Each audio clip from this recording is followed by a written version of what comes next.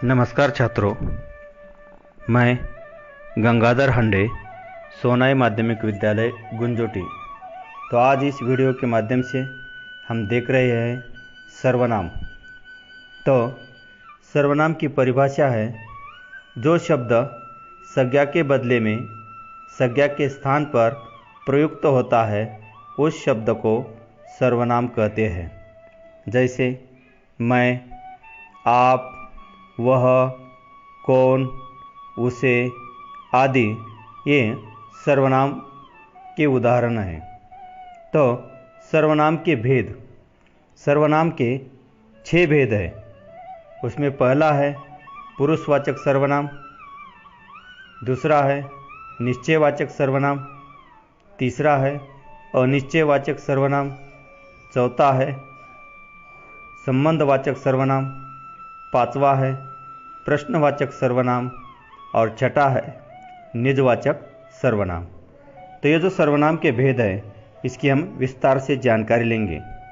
तो सबसे पहला पुरुषवाचक सर्वनाम। तो इसकी परिभाषा है, बोलने वाले, सुनने वाले अथवा जिसके बारे में कुछ कहा जाता है उसके नाम के बदले आने वाले सर्वनाम को पुरुषवाचक सर्वनाम कहते हैं।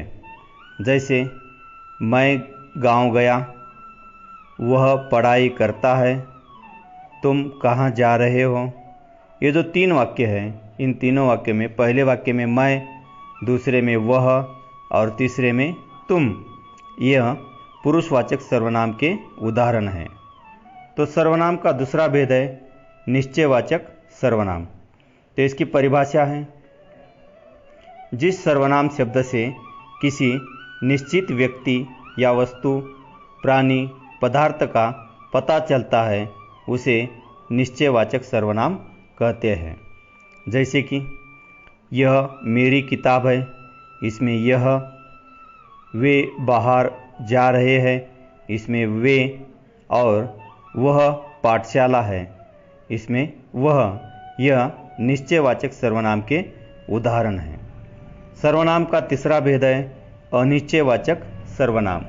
तो अनिश्चयवाचक सर्वनाम की परिभाषा है, जिस सर्वनाम शब्द से किसी निश्चित व्यक्ति या वस्तु, प्राणी, पदार्थ का पता नहीं चलता उसे अनिश्चयवाचक सर्वनाम कहते हैं। जैसे कि किसी ने यह रख दिया, इसमें किसी, यह अनिश्चयवाचक सर्वनाम का उदाहरण है। दूसरा, कोरोना कुछ दिन का मेहमान है, इसमें कुछ यह शब्द अनिश्चयवाचक सर्वनाम है। सर्वनाम का चौथा भेद है प्रश्नवाचक सर्वनाम। तो इसकी परिभाषा है, जिस सर्वनाम से किसी के बारे में प्रश्न पूछा जाता है और किसी को सवाल पूछा जाता है उसे प्रश्नवाचक सर्वनाम कहते हैं। जैसे कि उदाहरण, तुम्हें किससे मिलना है, उसने क्या किया। ये जो 2 उदाहरण हैं, पहले उदाहरण में किस से और दूसरे उदाहरण में क्या, ये प्रश्नवाचक सर्वनाम के शब्द हैं। सर्वनाम का 5वां भेद है संबंधवाचक सर्वनाम।